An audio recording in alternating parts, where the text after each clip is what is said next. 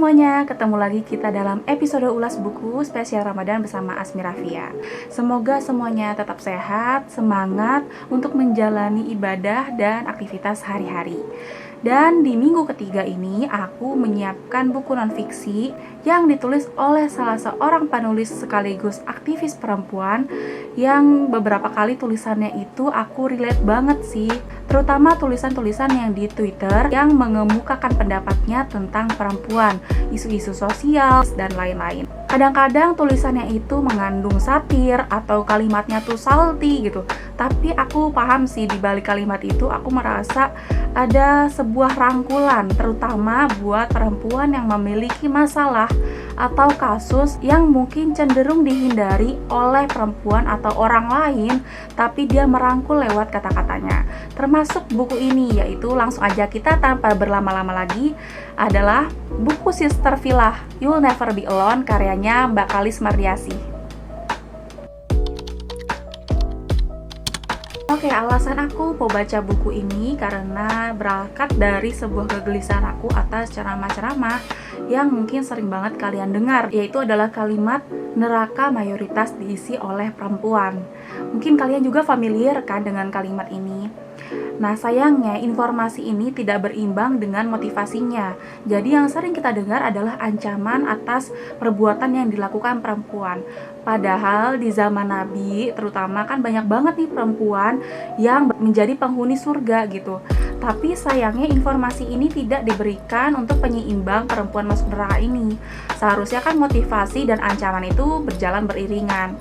Nah, karena ancaman ini sering banget kita dengar kan, otomatis membuat perempuan ini merasa takut atas gerak-geriknya. Kayaknya semua itu serba salah atas segala penampilannya, sikapnya, sifatnya, dan pemikirannya. Sebagai contoh misalnya ada seorang perempuan yang merasa aktif gitu. Dia ingin belajar lebih banyak. Tapi dengan ada ancaman ini, dia merasa takut untuk belajar. Takutnya masuk neraka, takutnya begini, takutnya begitu. Nah, seandainya ada motivasi atau data-data tentang perempuan di zaman Nabi yang tangguh-tangguh itu, misalnya Siti Aisyah, gimana membagi perannya sebagai istri, sebagai anak, lalu sebagai tokoh masyarakat, pembelajar, itu kan bukan peran yang mudah. Tapi hal ini tuh lebih sedikit digembor-gemborkannya daripada ancaman yang tadi itu. Lalu itu hanya satu contoh, ada banyak contoh lain seorang perempuan di zaman Nabi yang sangat produktif tapi tidak begitu di blow up motivasinya. Andaikan ini di blow up, siapa tahu kan menjadi motivasi buat para perempuan. Barangkali di ruang diskusi mereka membahas tentang bagaimana meningkatkan kualitas diri mereka dibanding ngomongin orang lain misalnya, atau saing-saingan harta. Kalau misalnya kita punya informasi ini, siapa tahu kan itu akan diikuti oleh perempuan yang masih muda maupun yang sudah dewasa. Jadi antara perempuan satu dan perempuan yang lain saling mendukung untuk memperbaiki kualitas dirinya. Itu alasan aku kenapa akhirnya aku mau baca buku ini. Ini bukunya tipis ya teman-teman. Ada 100 halaman lebih yang memuat banyak bab tentang isu perempuan. Nah, berangkat dari kegelisahan Mbak Kalis sebagai penulis ini yang melihat meme-meme yang beredar di sosial media tentang stigma perempuan. Pokoknya perempuan ini harus begini, harus begitu.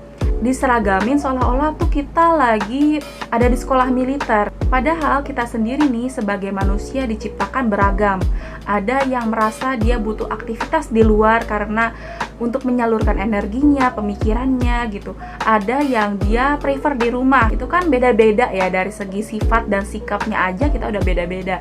Tapi kita udah dibekukan dengan stigma tertentu seolah harus begini. Nah, berangkat dari kegelisahan itu, akhirnya muncullah fakta-fakta tentang perempuan yang gak semuanya merata. Dimana perempuan, terutama di Indonesia, itu tidak merasakan ratanya pendidikan.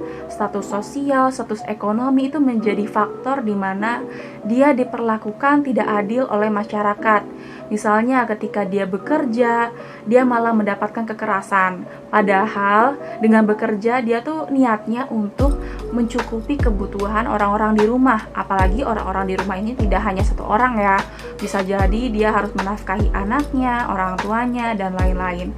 Tapi dia malah mendapatkan kekerasan. Belum lagi dia menjadi objek dari mata laki-laki yang menganggap perempuan itu perhiasan. Lewat data-data yang disampaikan tadi, itu diberikan juga contoh kasus dalam buku ini, dimana dengan akses pendidikan yang tidak rata di Indonesia, ada banyak janda-janda yang tidak terdengar suaranya padahal dia membutuhkan pertolongan. Mulai dari di kota-kota besar maupun di pelosok-pelosok daerah di mana perempuan itu membagi perannya sebagai ibu dan sebagai ayah, bekerja keras atau membagi waktunya itu dengan bekerja kasar, mulai jadi asisten rumah tangga, nyuci baju, lalu membersih-bersihkan rumah demi bisa anak-anaknya atau keluarganya makan dan mencukupi kebutuhan sehari-hari. Lalu juga ada kasus lain di mana seorang anak usia di bawah umur dianiaya oleh ayahnya sendiri sampai hamil. Dan kasus ini tuh nggak cuma sekali dua kali, bahkan perannya itu kadang-kadang nggak cuman ayahnya atau pamannya, sampai kadang-kadang orang asing karena mereka ini nggak ngerti kalau melakukan hal itu akan menyebabkan dampak buruk untuk masa depannya. Orang yang menjadi korban dalam kasus itu, sayangnya mereka itu nggak ngerti caranya speak up, minimal untuk memulihkan traumanya atau memulihkan harga dirinya agar bisa beraktivitas seperti semula. Karena bagaimanapun kan mereka udah terluka banget, mereka harus merasakan efek buruknya untuk jangka panjang bahkan untuk masa depannya. Nah, karena mereka tidak punya peran penting di masyarakat, jadi ketika mereka speak up, suaranya ini nggak kedengeran di kita, ataupun kalau nggak kedengeran, orang-orang pun berusaha untuk menutup telinga atau tidak berusaha peduli dengan apa yang terjadi pada dirinya. Ini juga ada informasi tentang hijab. Jadi buat teman-teman yang lagi belajar berhijab, gimana caranya istiqomah, di sini Mbak Kalis membeberkan informasi bagaimana meluruskan niat kenapa kamu mau pakai hijab. Jadi kan di masyarakat ada yang pengen hijab tuh pandang orang lain tuh kayak apa, demi begini, pokoknya semua itu niatnya demi orang lain nilai dia kayak apa. Tapi di sini Mbak Kalis menjelaskan bahwa menurut dia kenapa dia berhijab, karena hijab itu adalah pakaian yang bermartabat. Jadi secara niat pun udah diluruskan, apapun kata orang lain itu tidak mempengaruhi dengan dirinya. Terus juga dalam buku ini ada loh informasi tentang biologis perempuan, tentang menstruasi, lalu tentang pendidikan seks yang harus diketahui supaya kayak jadi benteng dalam dirinya. Nah, di sini dipaparkan faktanya dengan gaya bahasa yang lebih mudah dipahami supaya bisa dibaca oleh remaja sampai dewasa agar kita bisa membuka mata atas apa yang terjadi dan saling bahu-membahu satu sama lain. Nah, seperti yang aku ceritakan di awal, berangkat dari kegelisahan aku atas ceramah-ceramah yang beredar di masyarakat, akhirnya aku membaca buku ini. Di 10 halaman pertama aku merasakan ada jawaban yang selama ini aku butuhkan gitu. Ada statement-statement yang sebenarnya pengen aku dengar. Jadi waktu pertama kali baca 10 halaman pertamanya aja, aku ngerasa kayak pengen nangis gitu. Saking terharunya, saking pengen bilang, ya ampun, data-data ini tuh harusnya juga tersebar di masyarakat supaya informasinya berimbang. Kalau misalnya kalian sering banget ngeliat tulisan-tulisan Mbak Kalis di sosial media yang gayanya itu kadang-kadang nyeleneh, kadang-kadang satir, atau kadang-kadang salty seperti yang aku ceritakan di awal. Dalam buku ini aku merasakan malah justru tulisannya tuh lebih runut, lebih bisa menyentuh hati gitu, malah ngasih makan sisi melankolis aku. Nah, fakta-fakta yang disampaikan di sini tuh bener-bener membuka mata banget, karena sebenarnya nggak semua perempuan memiliki privilege yang sama. Kalau misalnya ada orang yang bisa bekerja dari rumah, nyatanya ada loh perempuan-perempuan di luar sana yang harus bekerja 3 kali lipat, bahkan 5 kali lipat agar orang-orang di rumah itu memiliki kehidupan yang layak. Nggak hanya itu, bahkan ada loh di luar sana fakta-fakta tentang laki-laki yang melihat perempuan dengan sudut pandang yang berbeda. Dengan kekuasaannya, dia merasa bisa mengendalikan perempuan, terutama jika dia mau mengendalikan in a bad way gitu. Di bawah kuasa dia, kayak seolah-olah dia bisa membeli Padahal perempuan ini punya power atas dirinya sendiri, sebagaimana kan Islam mengajarkan bahwa kita pemimpin atas diri kita sendiri. Otomatis kita harus punya kendali atas apa yang kita pikirkan, apa yang kita lakukan, dan bagaimana kita mengurus penampilan kita. Jadi ketika waktu baca malah pengen nangis gitu, kayak ya ampun, aku ngerasa relate banget sebagai perempuan, aku ngerasain posisi ini. Lalu dengan tulisannya juga aku ngerasa dirangkul bahwa perempuan itu encourage to each other, sebagaimana kita tuh harus menguatkan satu sama lain dan saling mendukung untuk meningkatkan kualitas diri kita. Tulisan di sini benar-benar menghangatkan.